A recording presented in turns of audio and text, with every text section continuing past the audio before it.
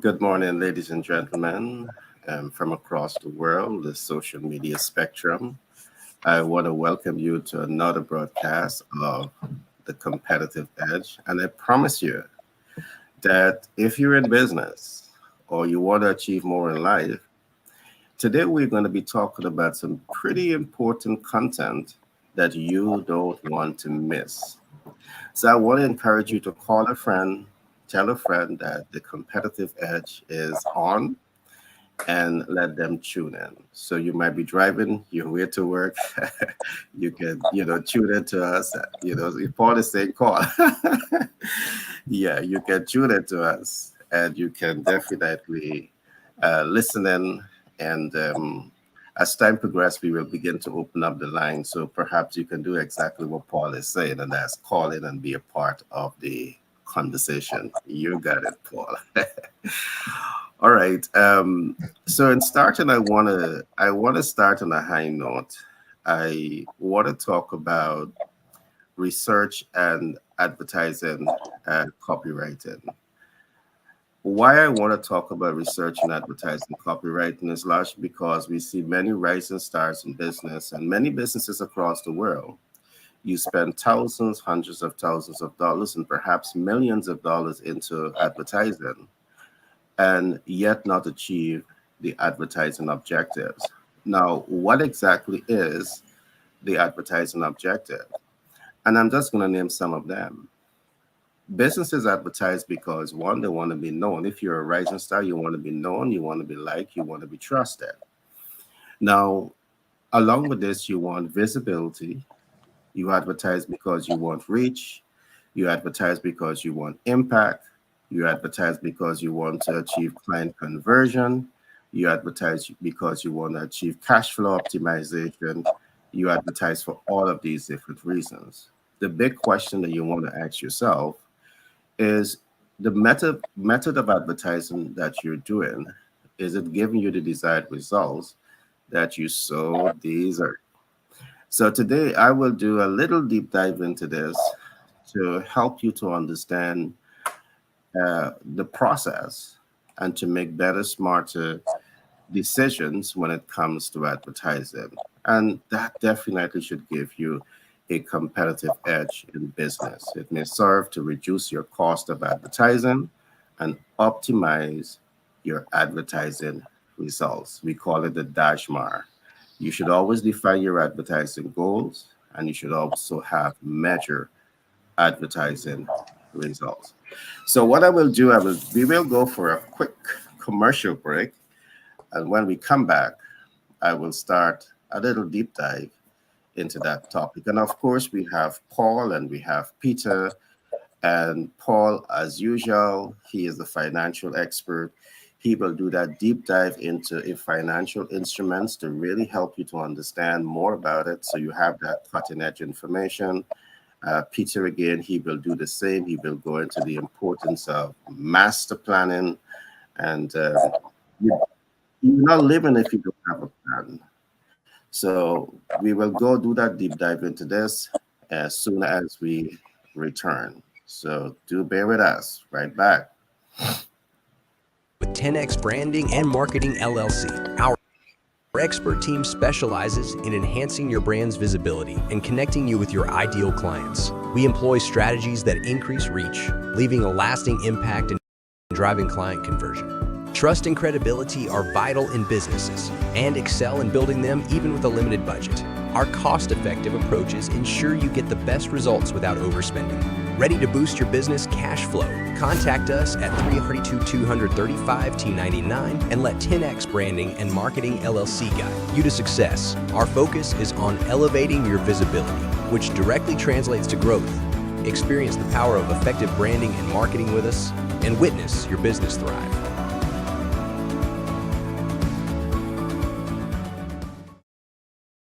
The High Net Worth Investor's Guide, where art meets science. Explore tools, processes, and systems that empower you to accelerate your journey to a seven-figure business. Access smart funding solutions for 6 and 7-figure enterprises. Harness capital for multiple income streams. Master the art and science of debt mitigation to build wealth faster. Experience comprehensive business support to propel your success at a budget that suits you. The High Net Worth Investor's Guide is tools, processes, and systems that influences success. Portal Summit. Are you a rising star in business academia, public speaking, sports, law, medicine, or an influencer? Becoming a best-selling author can open doors to connect with top figures in various fields. Discover how the Bestseller Portal team can assist you. 1. Assisting clients in the creation, refinement, design, and publication of their books, biographies, and autobiographies. 2. Strategizing and executing promotional campaigns while navigating global markets and linguistic diversity to enhance the visibility of your literary works. 3. Nurturing our clients' transformation into esteemed public speakers and influential thought leaders. 4. Elevating your books into dynamic digital learning content. 5. Cultivating multiple streams of income from your literary works and beyond. Enroll today for the prestigious Bestseller Portal Annual Summit and position yourself as an eminent authority and trailblazer within your chosen sphere.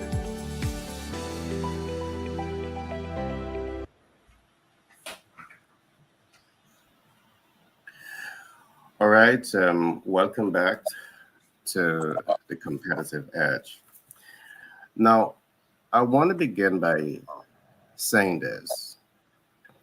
Every effort to invest your advertising dollar should be based on data.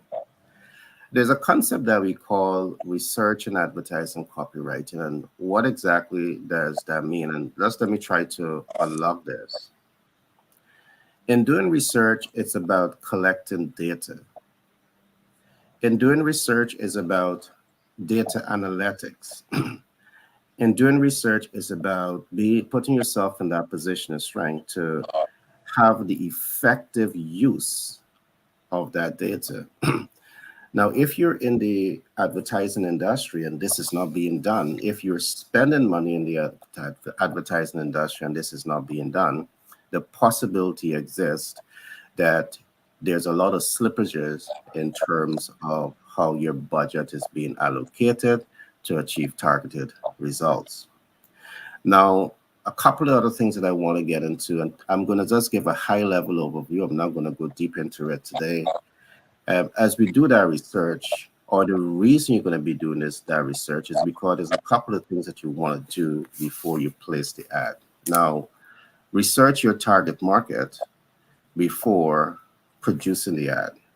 Now, one of the things that we see, the big mistakes that we see, is that the ad is produced, but the advertising copywriter, guess what? They did not research the target market before that ad was produced. Now, the ad is not being produced when the advertising copywriter produced that ad. It's not being produced for the advertising copywriter. It is being produced for the consumers. And if you do not understand the consumers and that ad is produced, the possibility exists that, again, you're not going to achieve the dashmar of advertising. All right? And the dashmar is saying that you want to be known, you want to be liked, you want to be trusted. But all of that, can be a sinking ship when proper research is not done. Now, to understand the target market is not just a cosmetic way of speaking, but it's saying that you need to understand your target market based on demographics. If you don't understand your target market based on demographics, you really don't understand your target market. You need to understand your target market based on psychographics. Again, if you don't understand your target market based on psychographics, you don't understand the target market. And if you don't understand the target market that you are targeting, you have no business in writing the ad, because the advertisers, the company owners, they're going to be wasting much earned capital. All right. So the research helps you to understand this. The data collection, the data analytics helps you to understand this. And it's by collecting the data, you're now able to optimize this data into the advertising copywriting. So advertising copywriters, they should have this overarching understanding of what this ecosystem represents. Now, let us suppose that you get this part right. You know, you have your team of researchers and advertising copywriters that are doing the demographic analysis, psychographic analysis, and geographic analysis. Is that the beginning and the end? No, it's not. There's another element. There's a second area that data collection, data analytics, and data optimization must be applied to. Now, this has everything to do with the media outlet. For example, you need to research the media before selecting the media outlet and placing the ad. Now, why is this important to research the media? Now, there are multiple of media outlets. You have the mass media, and by mass media, we are talking about radio, television, newspaper. And each one of these platforms operate on different levels. You have social media. Again, you have multiple spectrums of the social media platform. You have the metaverse, and you also have independent communication channel. Now, as an investor, a business owner who is putting money into advertising, as an advertising copywriter who's writing the ad, you need to be conscious of these things, because what are you looking for when we are talking about researching the media? In my last book, which we is titled Master the Sales Communication Process, we talk about this. You want to understand what is the media scope, because there are some media outlets that their scope of focus is either narrow or broad. Both has advantages and disadvantages. And if you don't know this, when you put your advertising dollars there, you have to interface with noise. All right. That may drown out your message and undermine you achieving the sales objective. The scope, when the scope is limited, it means that the media exists, but does the scope allows it to reach your ideal client? So there's a number of things that you want to consider, even with the medium that you're using to get the information out, because the scope may not give you the reach that you want. You may not be able to have the reach in geographic spread, and you may not be able to have that reach in reaching the ideal client. So these are important concepts for you to consider. Now, if you're not reaching, the media impact is something else that comes into play. There are many persons that we're interfacing with that lose at both ends. The ad was not produced with a target market in mind.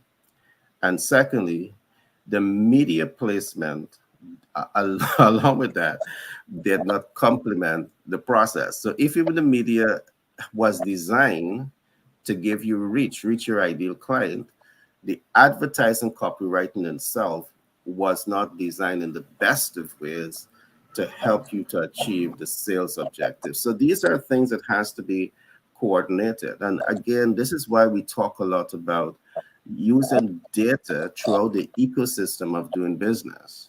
Because when you take away the data, you leave the room open to shoot yourself in the legs. All right. So the data collection, data analytics, and data optimization must be viewed at these two categories. As I'm doing a high level overview, I'm not going to go deep into it today. Now, your sales objective, every business sales objective, you want to break through the know, like, and trust. You want visibility, you want reach, you want impact, you want client conversion, you want cash flow optimization. You want confidence and trust and credibility. And all of this can be undermined if you're not data driven. All right. Now, there's a concept again that we call the Dashmar of advertising. If you go to my last book, master the sales communication process. If users log on to the bestseller portal and go to ebooks, you will be able to get a copy of that book. It talks about the dashboard of advertising. Now, in this context, what am I saying? You want to clearly define your advertising goal. So you know exactly what is it that you want to accomplish from advertising. All right. Then the second part of it, you want to be able to measure the advertising results. Are you getting the results that you want? Now, once you bring yourself to this point to set the goal and to measure your actions towards an investment towards achieving that goal, it puts you in a better position of strength to manage this. Now, a couple of things that I want to say. Mass media today, when compared with social media, because of how it is set up to collect data about people based on demographic, psychographic, and geographic. Mass media is not so set up to accomplish that. That is radio, television, and newspaper.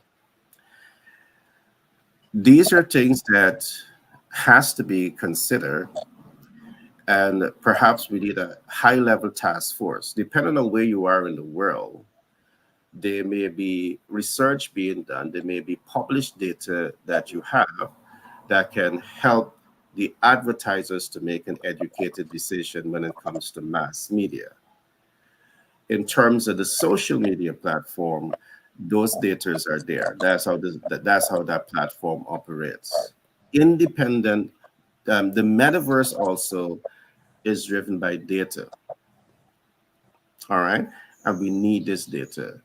However, having data does not necessarily mean that the playing field is level for advertising, because across social media, it allows you to do specific demographic targeting, but it may come at a cost. The cost may justify the end results that you want, but of course, these are things that we will examine over a period of time to help our community, advertisers, to achieve what we call the competitive edge in doing business. In conclusion, there's a couple of things that I quickly want to say. When companies borrow money, you may go to people like Paul and say, I need $20,000, $25,000, $50,000, $100,000 to put into advertising. It's a lot of money in US dollars. All right. And you put this kind of capital into advertising, and you didn't have the skilled researchers next to you. You didn't have a good advertising copywriter next to you. You didn't have the expertise to help you to assess media and media strengths, media scope, media reach, media impact, media effectiveness, media effective use. All of these things I document in my last book. Your investment dollars tend to go to waste. So several things happen. It's a missed opportunity to realize the advertising objective. All right, it becomes a missed opportunity to achieve your advertising objective. And what is your advertising objectives? You want to be known, you want to be liked, you want to be trusted, you want visibility, you want reach and impact, you want client conversion, you want cash flow optimization. You want to know that you have confidence and trust and credibility in the eyes of the public. That becomes a missed opportunity. The next that happens is a loss of income and wasteful spending. It's a loss of income and wasteful spending, because Paul gives you the money to go put into advertising. That, regardless of how you look at it, it's an income. It's borrowed income. But because you didn't have the data, you didn't collect the right data, analyze the right data, optimize the effective use of data, it becomes loss of income and wasteful spending. You need data. And this can lead to demotivation and stress, because you're now stressing that you put so much of money into ad. You didn't achieve the advertising objective, but you have debt obligation. You have to pay back Paul. Paul has some form of your assets, and he's going to take your assets if you don't pay. So you're now stressing. So there's right and wrong ways in which you go about developing your business model and positioning your business to attain success. And again, I want to say this, you know, sometimes you go to investors and you want investors to come on board and, support your vision. Investors are looking at the entire business ecosystem. All right. And again, this is why a lot of investors going to ask you about your team dynamics. And you need to have a sales communication professional on your side that can help you to dissect everything that I'm talking about and with the greatest of ease apply these concepts. Because without this, all right, your sales efforts can be undermined and compromised. And your ability to not only achieve your sales objective, but the business objectives, that too can be dashed. So I just wanted to give this brief introduction on the importance of data when it comes to research and advertising, copywriting, and growing and scaling your business. Peter will say to you that you need to have this as part of your corporate master plan. All right. So I'm going to pause here for now. Paul and Peter, perhaps you can chime in a little bit. But Paul, I would love you to go into some of the financial instruments. But just before I trust the audience, you would have seen what I've just said as being helpful in helping you to attain the competitive edge when it comes to, doing your research, developing your ads to grow and scale your business. All to you, Peter. Paul. Thank you, guys. Thank you, Peter. Thank you, Gary. Great to be here with you guys. Great to be here with everybody listening to us. You said a lot, which you say a lot all the time. I don't think there's many wasted words that come from you. Okay. Competitive edge, spending your money right on advertising. I've made that mistake myself before. I told you about it before the program began. I could have done it better, and I lost $5,000. I can only blame myself. So, well, what we could talk about today, first off, I'm Paul from Patriot Business Finance Consultants, Paul at patriotbfc.com if you do want to get a hold of me. And we provide financing for businesses through a network of lenders. So what does that look like? Equipment financing, real estate financing, factoring, purchase order financing, Securities and Exchange Commission compliant capital raises through our partners who do that, who are fully licensed and registered. And they raise debt and equity, not just equity. So the subject that we will talk about today, so you have this to think about, is hard money lending.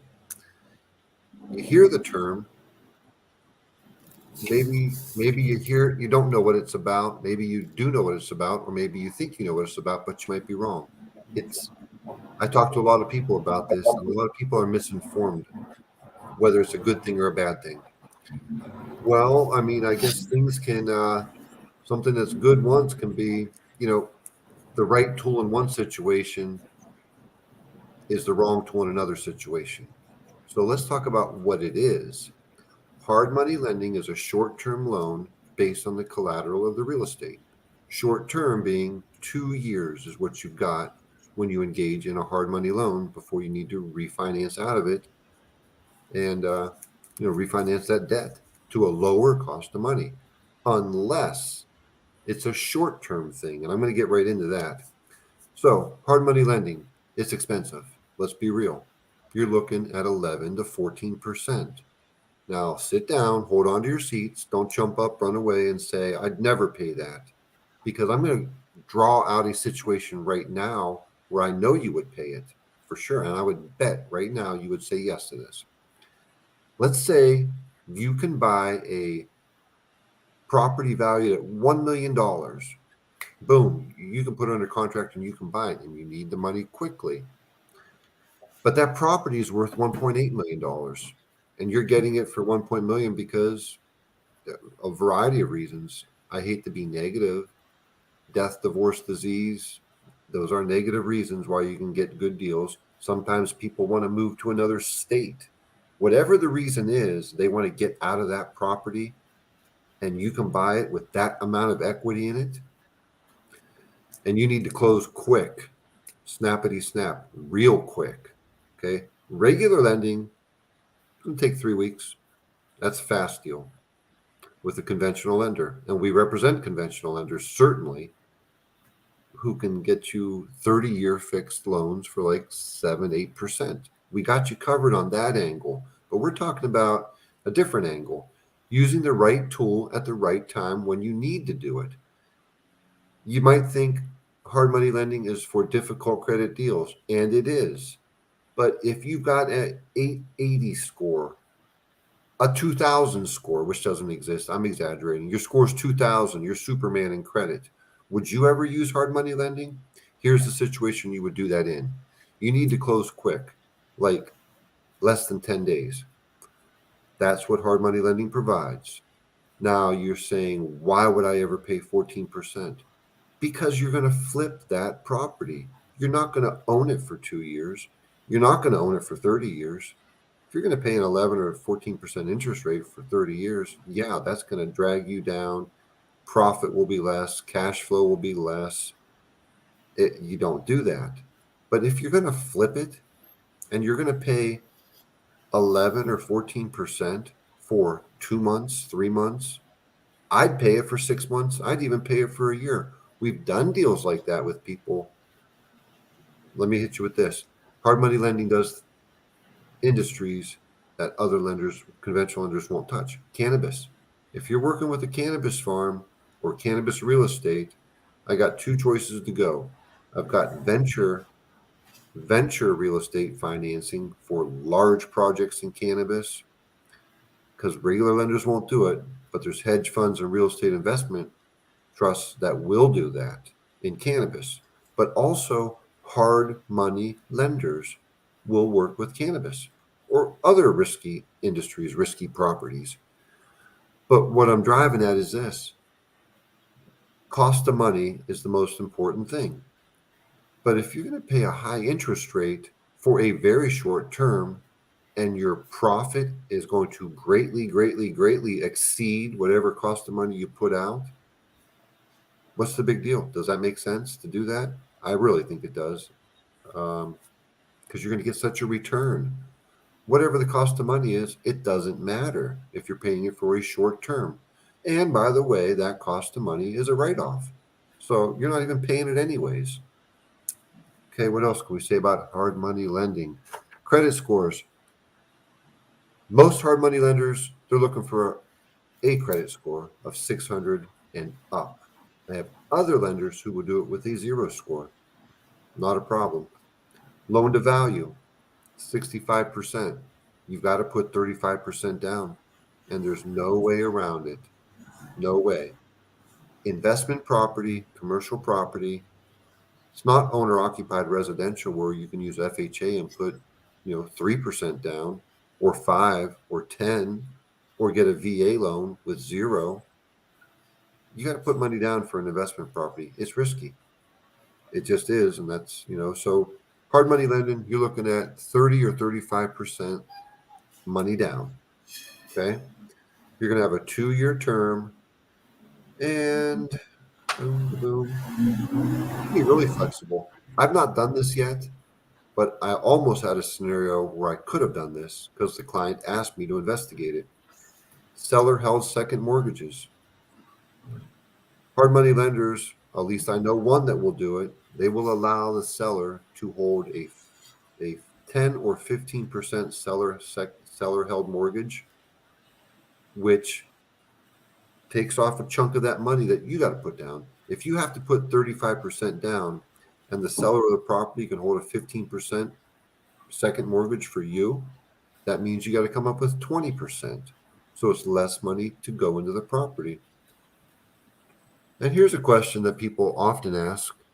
Why is it so expensive? How dare they charge me 11 or 12 or 14%? That's criminal. No, it's not. It's fair.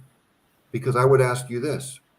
If you're going to put out $50,000, $100,000, $500,000, $1 million, or $4 million, and you're going to put that out there to somebody, you're going to check them out. You're going to do your due diligence, and you're going to say yes to them. You're going to pull that money out of the backyard, out of the bank, underneath your mattress, wherever you keep it at, and you're going to give it to them so they can go make money with it.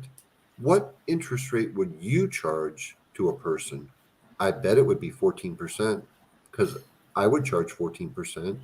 I'm sure the guys on stage would. There's nothing wrong with profit. You got to make money. And the riskier the deal, the more you charge. So there's really nothing wrong with that. And here's something very important. Why do they charge that? Well, a conventional 30-year fixed rate, they're going to charge you 7% for 30 years. Add it up. You're paying 2.5 times more than the cost of the property. You buy it for $100,000, pay it off for 30 years at that interest rate. You're paying $250 for that property easily. Now, the hard money lender, they're putting their money out for 2 years. They have a certain amount of money that they have to make a return, a profit, so that they can keep the lights on, pay take care of their employees, pay their staff. They've got big operations to run, and they pay their people well. So they have to make money, and they have to make it in 2 years, not 30, not 15, or not 10. So that is the reason that they charge a higher cost of money. They have to get their profit in a short term, not a long term. Prepayment penalties. I hear somebody out there probably asking about that. There's a prepayment penalty from some of these hard money lenders for 3 months or 6 months. And there's a couple of others that I represent that there is no prepayment penalty. Pay them back after you flip that property in 3 months, and that's that. I think I covered it all. And let me leave you with this. Hard money lending, just like everything else, is a tool to be used at the right time. You don't break out a wrench when you need a hammer, or vice versa. But when you do need a wrench, you get the wrench. And hard money lending is the right tool, the right wrench to use in the right scenario. Wrapped up. Yep. Well, Paul, you have said a lot, and I'm just going to chime in a little bit. And in my experience in leading with, well, first of all, let me begin by saying that I like the point that you make. The cost for capital doesn't matter. One, when you're buying equity, and when you know how to cash flow optimize, even with a hard money lender. I'll explain that a little bit just now. In terms of hard money lending, in my experience, what I've seen, when persons are coming for hard money, it means that their FICO might be low. And in most cases, they don't have a PAYDEX or don't understand what PAYDEX is. So because their FICO may be below 600, the traditional financial institutions are not going to work with them. So they have no choice but to take funding from the hard money lenders. That being said, I believe that there's so much of education that has to be done to really help people to understand financial instruments. Because while interest rate may be perceived to be high, one of the things that I say is that you, the borrower, you, the consumers, you have control over that. And when you begin to understand the control that you have over that is when you start to understand what is debt mitigation. We will not go into that today. The misperception is that the financial institution are the only controlling factors over the funding. All right, but you have control. You can influence life cycle of debt. Because you're influencing life cycle, you can ultimately influence the cost of capital by identifying smart ways to mitigate it. I will not go into it today, but there's a couple of things that I just want to expand on what you would have said. And I love what you said. when the example that you would have give, you're buying a piece of real estate, is you're paying $1 million, but you have equity to the sum of $800,000 in the estate. So immediately you have 40% equity there that you can actually leverage, not next month or next year, but because you're buying with equity, you can leverage the equity instantly. All right. Once you acquire that estate, that's capital leverage. Second thing, you can actually optimize the estate because you're not taking monies to sit or monies to park. You were taking monies to put into what we call performing assets. So because you understand what you're doing, you're able to cash flow optimize. And that is so important. So the cash flow optimization itself is offsetting the cost of the hard money lending. So that if you do this a smart way, the cash flow itself is offsetting the cost of the hard money lending. So you don't even have to go into your primary source of income to offset that. But guess what else? You're able to take out the equity and put the equity into another income producing asset. Guess what? That's paying you now because you have another cash flowing asset. The beauty about all of this, you can also refinance. All right, within 6 months to a year, you can refinance, and that also gives you a fair degree now of reducing the cost or shifting the financial instruments from hard money into what you might want to call the traditional lending source at more standard interest rates. You have all of those options available to you. But the icing on the cake here, Paul, is that I believe that one of the smartest ways to buy debt is to buy debt and not have to pay for that debt from your primary source of income. All right. The other as income producing tools must be the offsetter of all costs associated with that debt, and that becomes smart. And here is where you have to now start to interface with the financial experts, your financial experts. And again, I love saying you don't have to come to us, but I'm saying to you, when you come to us, this is the edge that we're going to give you, because we continue to emphasize it's not enough to understand financial instruments and that they exist. It's not enough to understand how to access financial instruments. It's equally important to know how to leverage and how to mitigate. And if your financial expert is not bringing this entire ecosystem of knowledge to you, there is gaps, there's hole, there's a basket. It might turn out to be a basket case, and we are hoping not.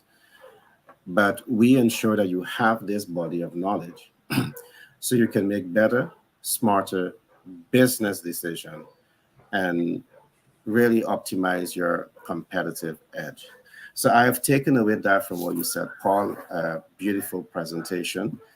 And I now want to come to my partner, Peter, and he will either chime in and he will also talk about the importance of having your master plan. And everything that we're saying here ties into your master plan. All right. You know, the thing that we talk about, you don't wait until your backs are against the wall and then you start thinking. Proactive leaders, you do three things that makes you stand out. You think ahead, you see beyond problems, and you take informed action to achieve desired results. And with this team of people that are here with you to help you attain your competitive edge, we're going to be always working with you to put you ahead, have you thinking ahead. Because we are problem solvers and solution driven, we're going to help you to, find the solutions, see beyond the problems. And above all, we're going to help you to take informed action because we are not experimenting. We know what we know. And we would not talk about issues that we don't know about. So that's just a little bit that I want to share. Peter, my friend, all to you. Yeah. Master planning. welcome to our listening audience, Paul and Gary. It's great to be here with you to empower community. And I think I'm just going to go in the direction of where you gentlemen are already leading as to do with corporate life master planning. And we do understand that master planning comes in four dimensions. The four dimension that we're talking about where master planning is concerned, and it is just the way how life operates. Master planning starts out with an individual looking at themselves, knowing that they want to empower themselves and they want to utilize their personal abilities and skills to advance, to really impact their world. And so they will do a personal life master plan. A personalized master plan will bring you to the understanding that there are shortcomings, or there are blind spots, or there are areas in your ability that necessitates that you become a part of a wider scope, which has to do with family. And so, as an individual who has a family, now you want to incorporate your family in your master plan, in your personal life master plan, because a personal life master plan is actually a legacy document. Let me just repeat that: a personal life master plan is a legacy. It's something that you're going to pass on from one generation to successive generations. You're going to create a legacy chronicle, a chronicling of your legacy that is going to be passed on to successive generations. So you're going to design, take into consideration those persons who are you live with. And if there's an individual who's saying that I do not have any family, to design a family life master plan. Yes, you do have a family. You do have somebody that in the middle of the night, 2 a.m., you're in trouble and you need somebody to get you. And you can pick up the phone and that person will get up out of there wherever they are and come and get you. That's family. That's family right there. So, and everybody has somebody. And if you don't have that somebody that you can do, then you really need to do your personal life master plan to begin to equip yourself in such a way you can attract that level of expert, or that level of relationship. And personal life master planning, relationship. First of all, relationship with yourself, but we're not going to go too deep into that. We just want to lay the four dimensions. So now, moving from the family life master plan, you're going to have a community master plan. And a community master plan, it takes into consideration your family. A community is simply just family groups working together for the good of the community.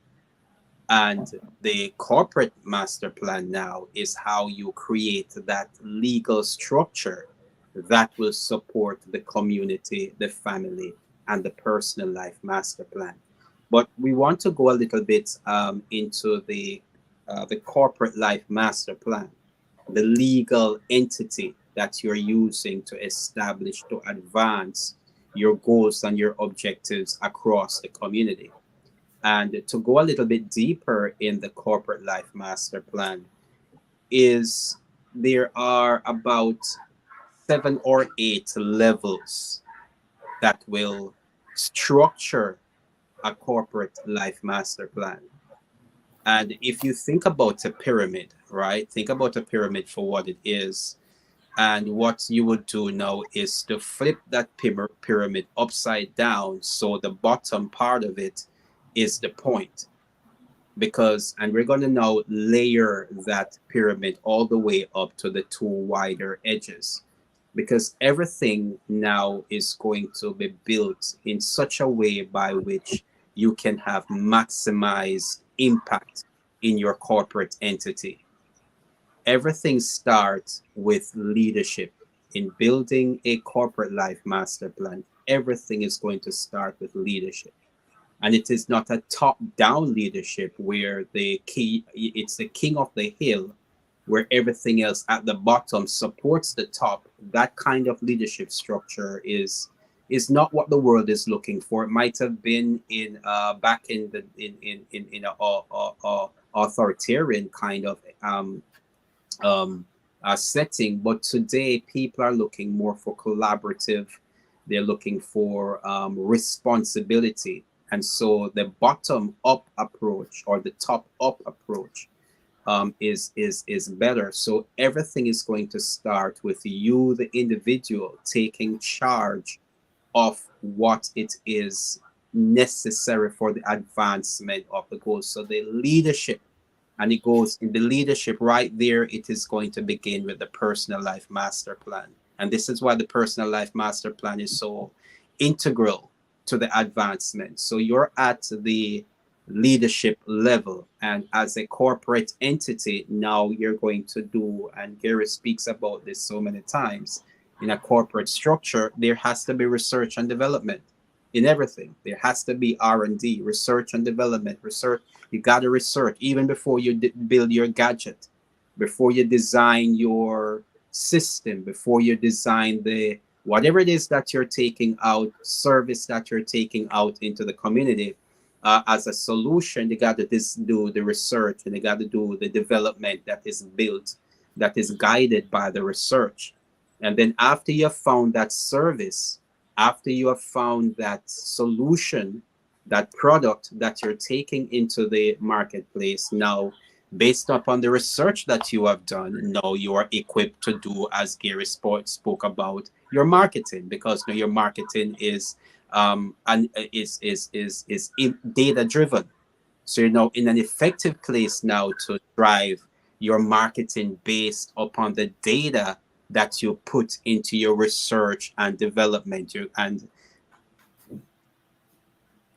Let me just move forward, because the research and development is so integral. Because let me say this too: one of the best place for you to serve, if you as a leader, one of the best place for you to serve if you are advancing in the market, and this is something that I've learned coming out of designing my own personal life master plan.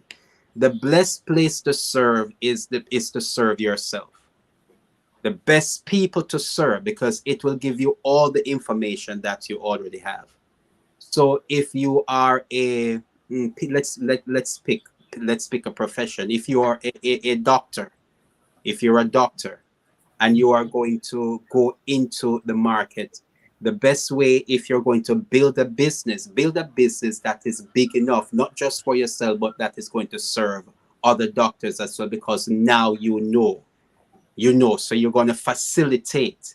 And this notion is something that I got from a guy by the name of Joe Polish, where Joe Polish was, he was a carpet cleaner, and he wanted to serve the marketplace. So while he was wanting to serve the community, the broader community, what he realized that there is so much other carpet cleaners that they did not know a lot how to enter into the market. So he niched out a part in the market, where while he was serving and building his service, he now developed a different product that was now serving carpet cleaners.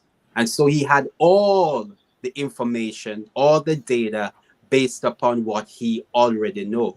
So research, I just want to throw that in there to say to you that you are your best customer, because you already know certain things about your market that you can serve other individuals in your marketplace and build your product and your service upon. Because after that, when you do your marketing, then you got to sell. What is it that you're going to sell? And anything that you're going to sell, it has to be with solving a problem. And the only way you can solve a problem is if you understand what is happening in the marketplace, and your product or your service, your widget and your gadget is designed to solve a problem that a lot of people have. So having driving your marketing is going to drive your sale. Now you begin to sell and you are making profits and you are doing well, you're engaging in the marketplace. Now you're going to need management, because after a while you discover that you started out as the leader and you are wearing so many hats. You are the leader, you are the research and development specialist, you are the marketing person, you are the salesperson, and you are making headways. But now you understand that, guess what? You got to now design a management team. You got to now begin to delegate some of the responsibilities that you have. You got to now find persons that you can collaborate with that will assist you in the objectives that you are to serve your marketplace. And to do that now, the whole reason why you're doing that is for customer service. You want your customers to have a great experience when they come to you. They have the best experience, so that you will now go to the seventh dimension now, which is customer retention. So all of that, in designing and putting all of that together, you need a master plan. And a master plan will delegate, a master plan will streamline everything that you're doing, starting with your personal life master plan. Here's the one thing where leadership is concerned now, and this is you can hang everything on this. All your foundation is built upon this subject matter. And I mentioned this, I ended with this yesterday. And I just want to let you understand how important this is, because everything that you are setting out to do in the marketplace can be solved. Everything that you are about and seeking to do can be solved with just one question, one powerful question. Actually, it's two questions. You're going to look yourself in the mirror, and you're going to look at that person that is looking back on you, and you're going to ask them this question: who are you? Very important. You ask that person that question: who are you? And then you're going to go into your quiet moment, and then you're going to ask yourself another question. You're going to ask yourself, who am I? And in doing that, you will impact, you'll have such a powerful impact in building your leadership structures and all the other dimensions that I mentioned. You'll be in a powerful, effective way that you can really impact your community. Thank you. Well, Paul, as usual, that was a lot to unpack. The guy hits it hard, man. He hits it hard. Yeah. He has said a whole lot. I like the upside down pyramid. I do believe that when you can lead, you pass the baton and you nurture the next generation to lead. I think that would be a beautiful landscape of leadership. Are we there? Certainly not. Are we near there? I don't think so. But I just love the concept because it gives everyone the opportunity to be part of that leadership process.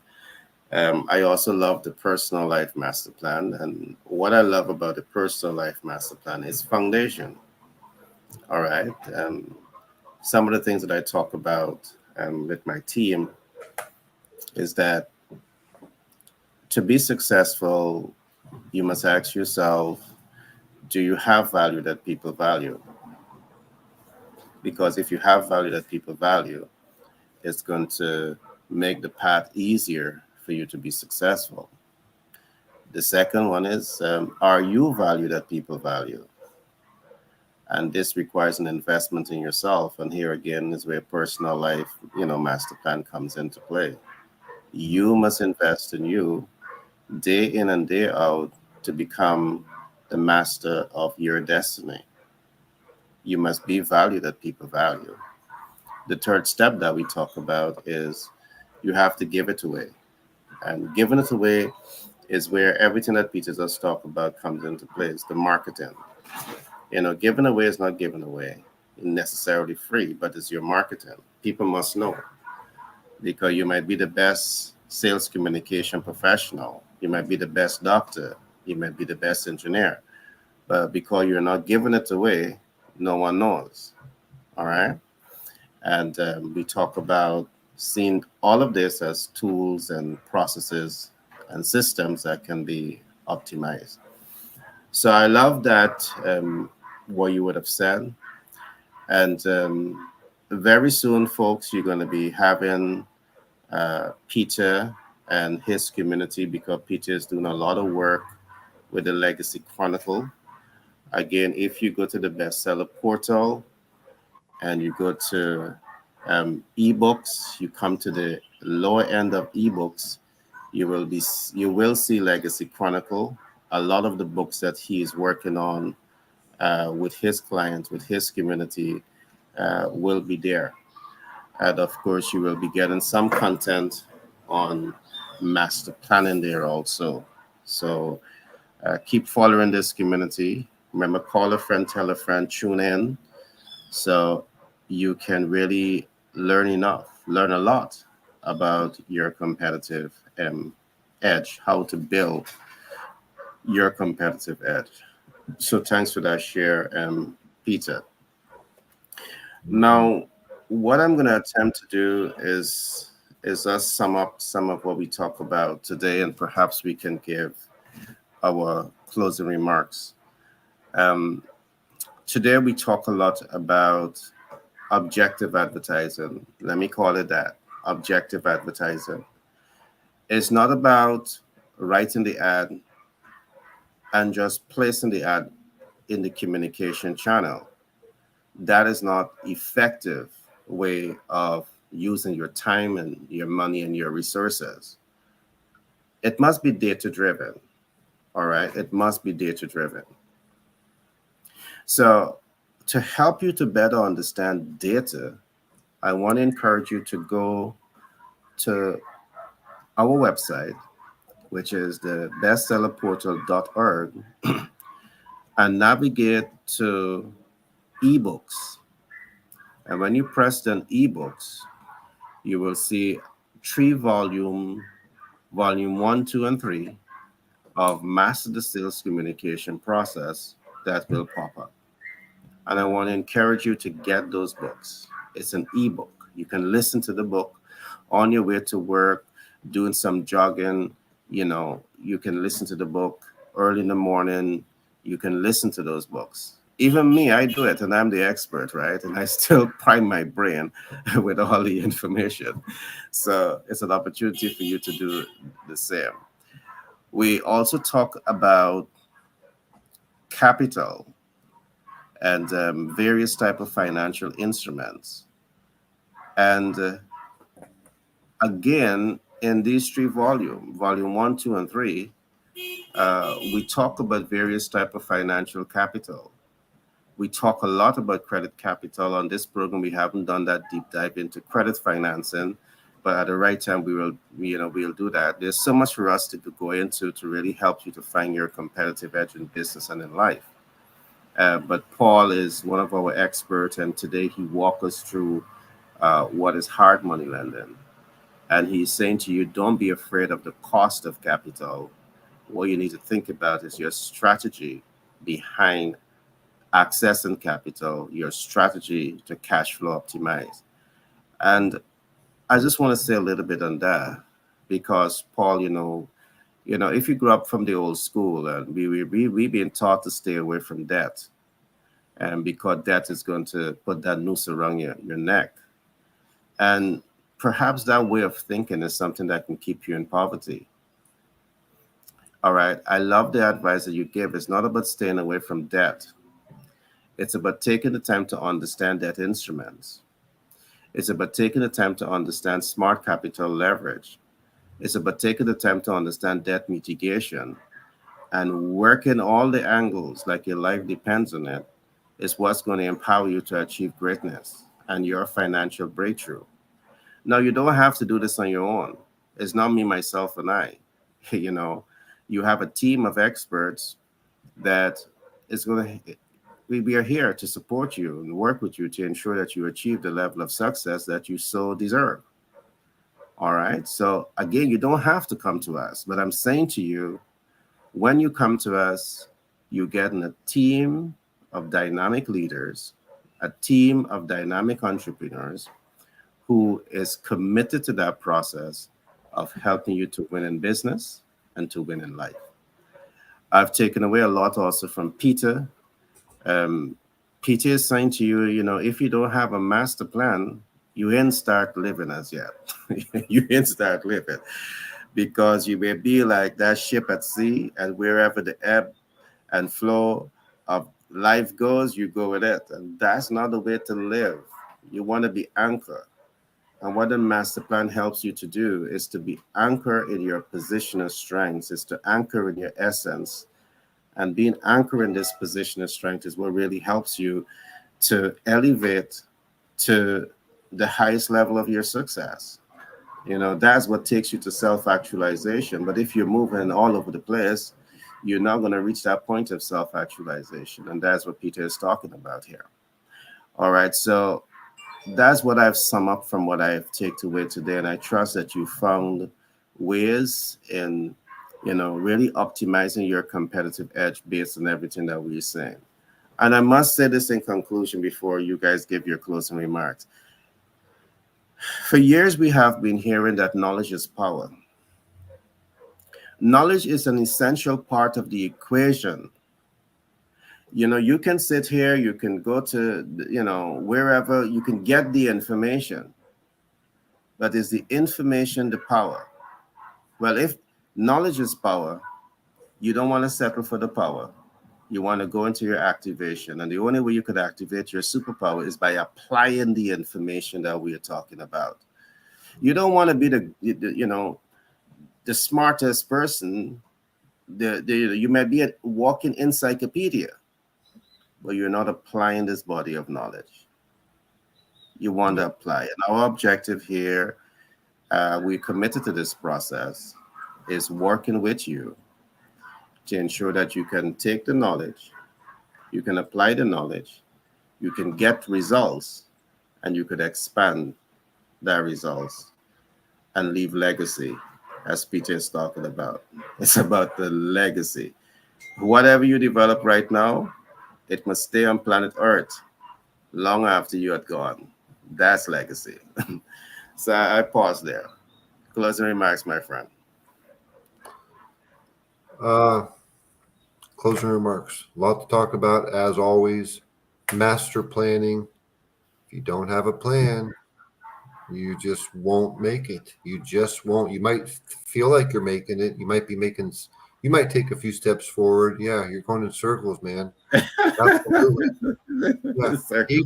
Even if you feel you got a couple steps forward, when something happens and you didn't plan for it in advance or take it into consideration, it's just not, it ain't going to be easy.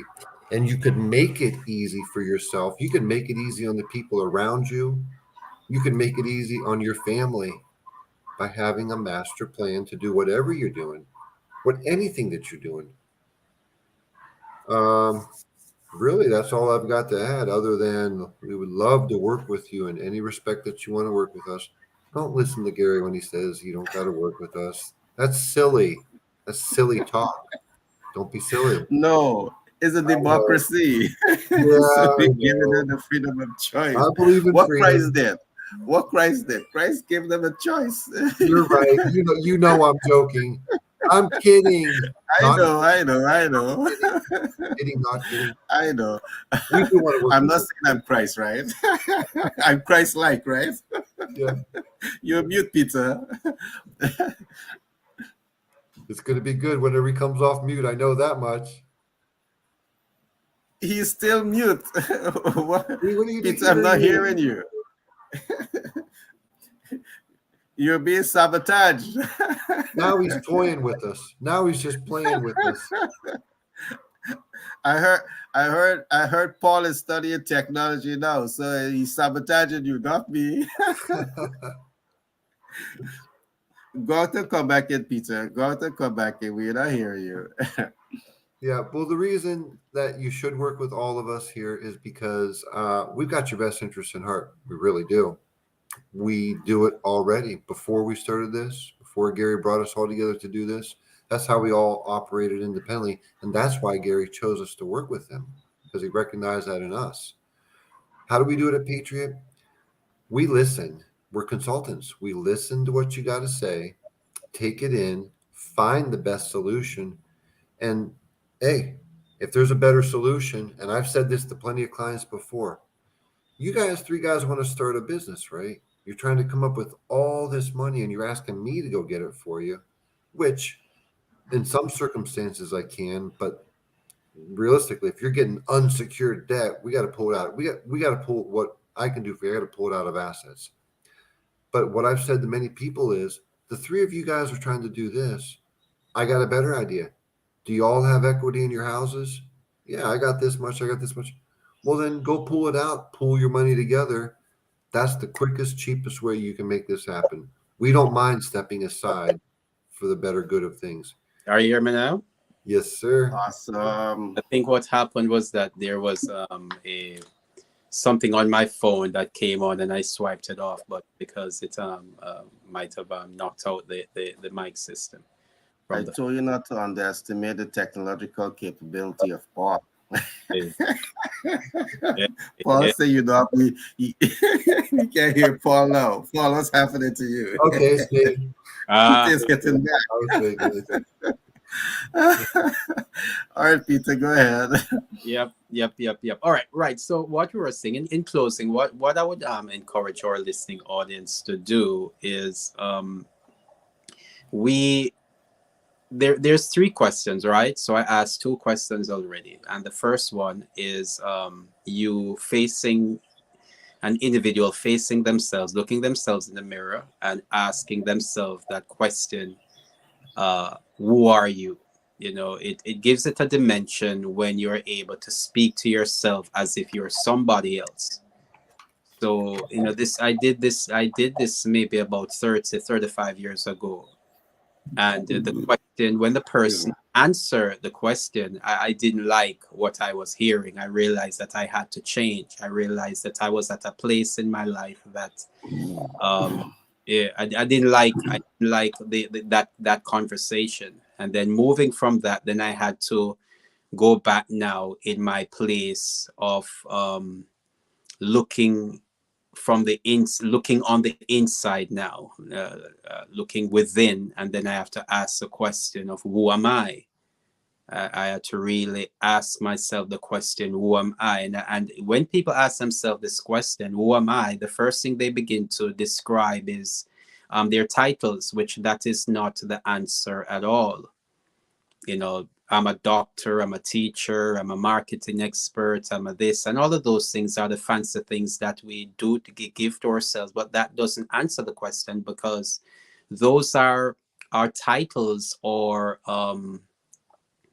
those are descriptions of what we do for other people, in the sense that it is service oriented. Yes, it is service oriented, but it don't go down to the core factor of why those services are being distributed. But you want to get to the very core of the why, right? And the who am I question will take you beyond. It will strip away all of those titles because the question is, if you are no longer the doctor, if you are no longer the teacher, if you are no longer the service that you're giving, then who are you?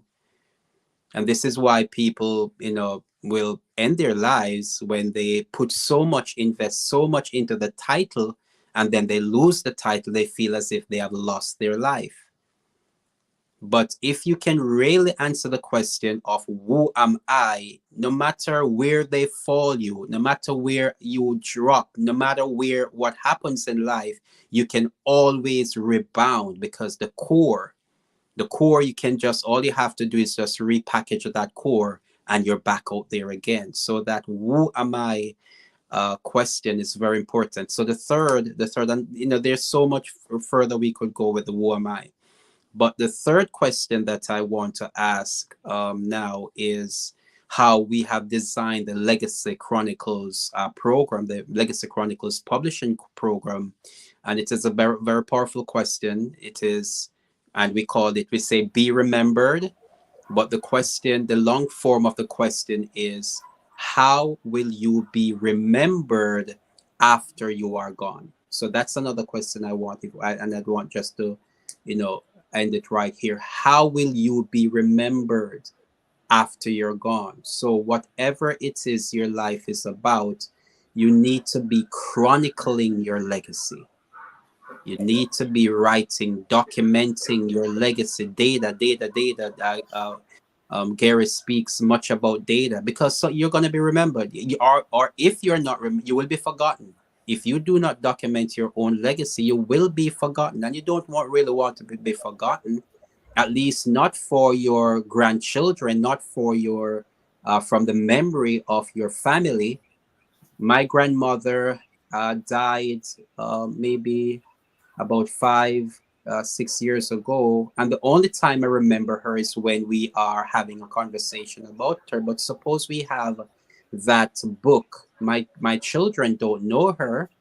Well, my two older, they know, they spent a little bit, my younger children, they spent a little bit about it. But suppose we had taken all her dreams and her aspirations, her accomplishments, where she's coming from, the challenges that she has had in her life, how she has overcome those challenges for our generation to be who we are today. Suppose we had chronicled that and put it into a book as a legacy chronicle.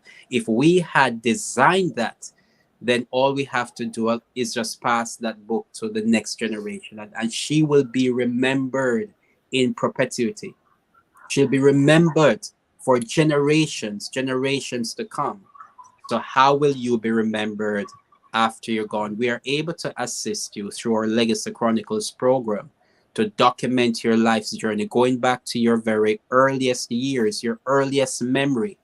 We can document your life right up till now, and we can design it in such a way whereby you can utilize that. And there's so much that can be done after you have chronicled your legacy. All right. That was solid. So the listening public, I trust you would have heard from Peter. If you want to take step, and I encourage you to do so, to start to chronicle your life in order to leave legacy for your future generation to understand your stepping stones to success, and would be great. And Peter, as you talk about that, yeah, Paul, just now. Don't go yet. As you talk about that, Peter, I was looking at a documentary, and the founder of he was one of the beneficiaries, but he get it from his grandparents. But he talked about the struggle of his grandparents to reach to that point for him to inherit the wealth. And he talked about the fact that because he was being interviewed, and the question was asked, are you, does the kids understand the history of the institution? And he said, no, the kids know nothing about the struggle. They never experienced any struggle. And that could be a plus and a minus, because, not knowing what your foreparents would have gone through to be where you are today, you may underestimate or disregard those struggles. And that makes you a little naive to some of the realities of life. Mm-hmm. So I do believe that chronicling those data helps future generation to be more balanced, to be more objective, to be more, focused on, where they came from, right, and to perhaps cherish more what they have. Because again, when we look at the founders, the people who founded America, the founders perhaps didn't pass on their challenges to their children. And many of those great names who built America don't exist today. Mm-hmm. Don't exist today because their children inherited the wealth, and all of them became millionaire at that time. But today, guess how many of them are millionaires? Zero. Mm-hmm. A process wasn't there, a plan wasn't there. So I love what you said from that perspective, and I think this is definitely a high note. to leave on. So we are wrapping up now, guys. Any last words? Anything that you didn't remember to say that we're going to say right now before we pull this curtain down? Paul, I know you were about to say something. You know, we talked about introducing humor, and I've been trying to be funny. But can I tell you guys a funny joke that I just heard? Go ahead. Go ahead. All right. It's got your name in it, Gary. I'm instead of substituting Bill or some other name, I'm just gonna say it as I read it. Okay. Not that you're the Got bad you. boss. Not that you're the bad boss. Got you. You're a good man. You're a good man. Okay. How did it go? There's a man kneeling at the coffin at his boss's funeral, right? People see it from a distance. He's kneeling at his boss's funeral. You know what he's saying? Who's thinking outside the box now, Gary? Because the guy hadn't been browbeat. I need you to think outside the box. I need you to think outside the box. Who's thinking outside the box now, Gary? But here the funny part of this. He jumped when he heard a voice behind him. Oh, that'd be great. Because the voice saying, "You're talking to my clone." I've already left instructions. For all my friends. After I pass away, I want my business partner Bob to text all my friends and thank them for coming from my phone. Thanks for coming. Wow. Got you.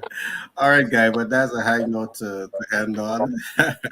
No, one You more, certainly- Gary. One more. All right, go ahead. Oh, it is. No, hear this. The Yeah. lady and her son, right? The lady and her son, they were there sitting at the funeral, the husband's funeral.